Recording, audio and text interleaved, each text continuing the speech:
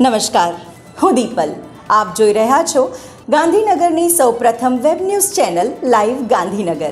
તો આવો નિહાળીએ આજનું જીવતું ધબકતું ગાંધીનગર લાઈવ ગાંધીનગરની નજર. રોબિનહુડ આર્મી એક ઝીરો ફંડ વોલિયન્ટર ઓર્ગેનાઇઝેશન છે, જે રેસ્ટોરન્ટ્સ અને કોમ્યુનિટીમાંથી બચેલું ભોજન એકત્ર કરીને જરૂરિયાતમંદ લોકો સુધી પહોંચાડીને તેમના ચહેરા પર સ્મિત ફેલાવવાનું કામ કરે છે. રોબિનહુડ આર્મી 13મી પણ વધુ દેશો અને 406મી પણ વધારે શહેરોમાં કાર્યરત છે. અત્યાર સુધીમાં રોબિનહુડ આર્મી 163 મિલિયનથી પણ વધુ જરૂરિયાતમંદ લોકો સુધી ભોજન પહોંચાડી ચૂક્યું છે. આ વર્ષે જ્યારે આપણે આપણા 78માં સ્વતંત્રતા દિવસની ઉજવણી કરી રહ્યા છીએ, ત્યારે રોબિનહુડ આર્મીએ મિશન સંકલ્પ 78 અંતર્ગત 1 ઓગસ્ટથી 15 ઓગસ્ટ સુધીમાં 7.8 મિલિયન એટલે કે 78 લાખ જરૂરિયાતમંદ લોકો સુધી રાશન પહોંચાડવાનું લક્ષ્ય રાખેલ છે. જેના ભાગરૂપે સેક્ટર 16 ઝૂંપડપટ્ટી વિસ્તારોમાં અનાજ કીટનું વિતરણ કરવામાં આવ્યું હતું. હેલો એવરીવન, મારું નામ ડૉક્ટર શ્રેય પ્રજાપતિ છે. હું રોબિનહુડ આર્મી ગાંધીનગર ચેપ્ટરને રિપ્રેઝેન્ટ કરું છું. અમે 1 ઓગસ્ટથી લઈને 15 ઓગસ્ટ સુધી દર વખતે ઇન્ડિપેન્ડન્સ ડે ડ્રાઈવ કરીએ છીએ, જેના અંડર આ વખતે 75 મિલિયન ફૂડ કિટ્સ ડિસ્ટ્રીબ્યુટ કરવાના છે. સર્વ વિદ્યાલય કેળવણી મંડળ સંચાલિત કડી સર્વ વિશ્વવિદ્યાલય સંલગ્ન BBA કોલેજના NSS સ્વયંસેવકો દ્વારા આજના ઝડપી શહેરીકરણના યુગમાં પ્લાસ્ટિક પ્રદૂષણ એક ગંભીર વૈશ્વિક સમસ્યા બની ગઈ છે, ત્યારે પર્યાવરણીય જાગૃતિના ભાગરૂપે બીટ પ્લાસ્ટિક પોલ્યુશન વિષય પર વિશિષ્ટ જાગૃતિ કાર્યક્રમનું આયોજન કરવામાં આવ્યું હતું, જેમાં 70મી વધુ NSS સ્વયંસેવક જોડાયા હતા. અત્રે ઉલ્લેખનીય છે કે જૂન 2025માં વિશ્વ પૃથ્વી દિવસની ઉજવણીમાં કોલેજના સ્વયંસેવકો રિજનલ NSS ઓફિસના માર્ગદર્શનમાં અમદાવાદ ખાતે આયોજિત એકદિવસીય તાલીમ શિબિરમાં જોડાયા હતા અને પ્લાસ્ટિક મુક્ત પૃથ્વી બાબતે તલસ્પર્શી માર્ગદર્શન મેળવ્યું હતું, જેમાંથી પ્રેરણા મેળવી સ્વયંસેવક જીગરપાલ અને હર્ષ પાઠક દ્વારા ઉપરોક્ત વિષય પર જાગૃતિ અભિયાન માટે પ્રેઝન્ટેશન તૈયાર કરવામાં આવ્યું હતું, જેમાં મુખ્યત્વે પ્લાસ્ટિક કચરો અને તેની વસાહત પર અસર, પ્લાસ્ટિકના સમુદ્રો પર પડતા નકારાત્મક પરિણામો, રિસાયકલ અને પુનઃઉપયોગની વૈજ્ઞાનિક રીતો, ઝીરો વેસ્ટ લાઇફસ્ટાઇલ અપનાવવાના ઉપાયો, સિંગલ યુઝ પ્લાસ્ટિક ના વૈકલ્પિક વિકલ્પો બાબતે ચર્ચા કરવામાં આવી હતી.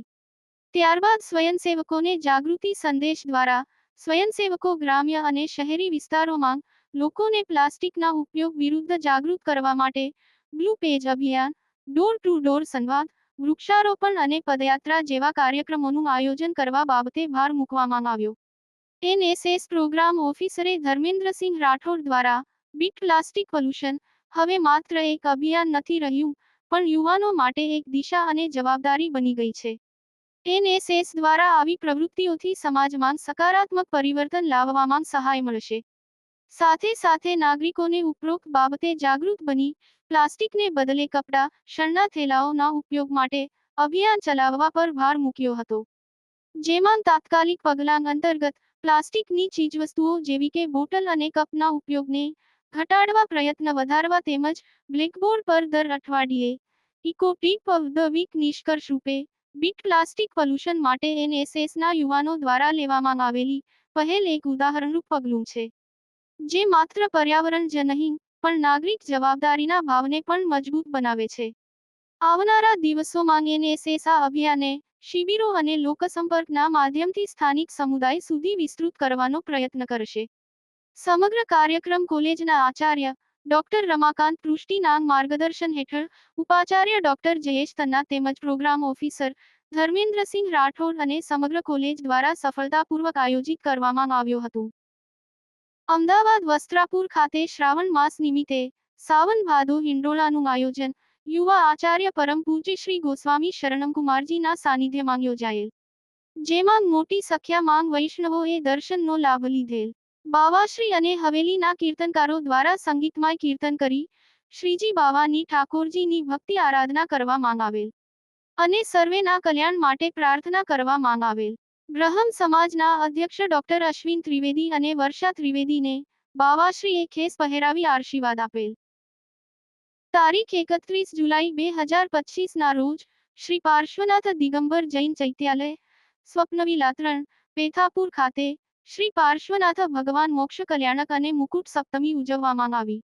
દિગંબર જૈન સમાજ પેથાપુરના ભક્તો દ્વારા સવારે અભિષેક, સમૂહ પૂજા, દીપ પ્રગટાવીને ભક્તામર વિધાન કરી સ્વપ્નવિલા વાલે પાર્શ્વનાથ બાબાની ભક્તિ કરવામાં આવી. આ નિમિત્તે શ્રી શાંતિધારા માટેની બોલી જિગ્નેશભાઈ રમણલાલ શાહ દ્વારા લેવામાં આવી હતી તથા શ્રીમતી શીતલબેન કમલેશકુમાર શાહ તરફથી કલ્યાણ સ્ત્રોત વિધાન રાખવામાં આવ્યું હતું. સ્થાનિકોએ મોટી સંખ્યામાં ધર્મ લાભ લીધો હતો.